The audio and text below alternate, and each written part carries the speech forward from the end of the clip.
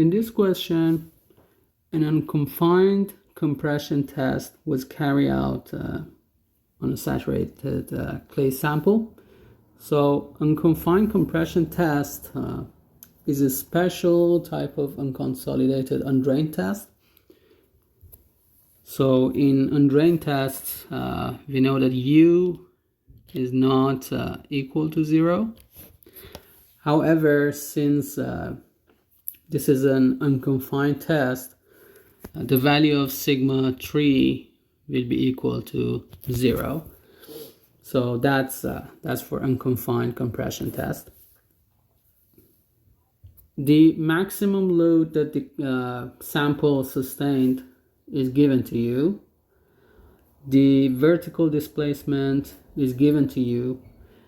The initial sample size is given to you, and the question is asking for undrained shear strength, and it asks you to draw the Mohr circle and locate the value of Cu. So in unconfined compression test, the value of shear strength is equal to sigma 1 divided by 2 and is equal to the value of Cu. So if we determine the value of sigma 1, which is basically our load divided by area, this will be our sigma 1. We can determine the value of shear strength and Cu. The important thing is using the area of the sample at the time of failure. So the initial area is given to you, and then the vertical displacement is also given to you. So we had a sample like this.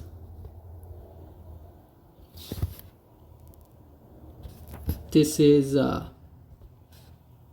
38. This is 76. And then at the time of failure, we have a sample like this. This is actually exaggerated a little bit, but we have a 0.8 millimeter reduction in length, so there will be an increase in our diameter, and 38 plus D, and actually the area of our specimen will increase. So we have to use this increased area in this equation.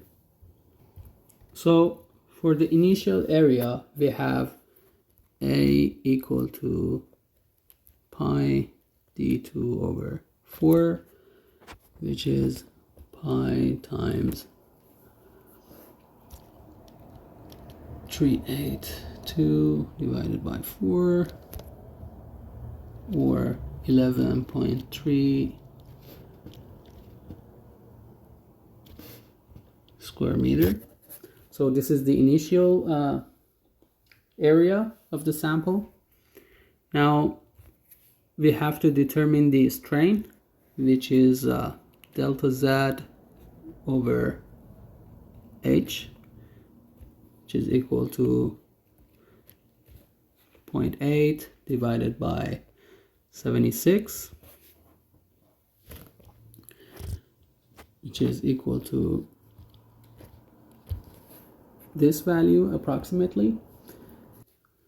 And then the value of our area at the time of failure would be calculated using this equation.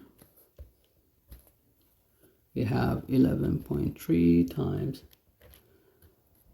this divided by 1 minus,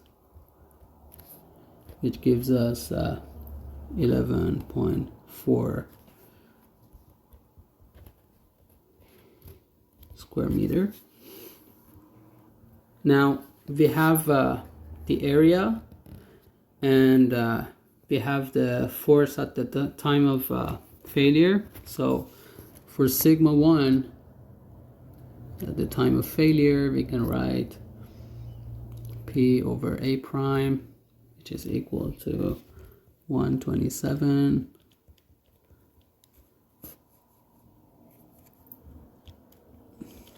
divided by 11.4 square meter, which is approximately equal to 111.4 kilopascal. So our shear strength would be sigma 1 divided by 2, or 111.4 divided by 2, which is 55.7 kilopascal. And this is also equal to our Cu. And now if we draw our Mohr circle, this is the value of sigma 3, which is equal to 0, and this is the value of sigma 1, which was equal to 111.4.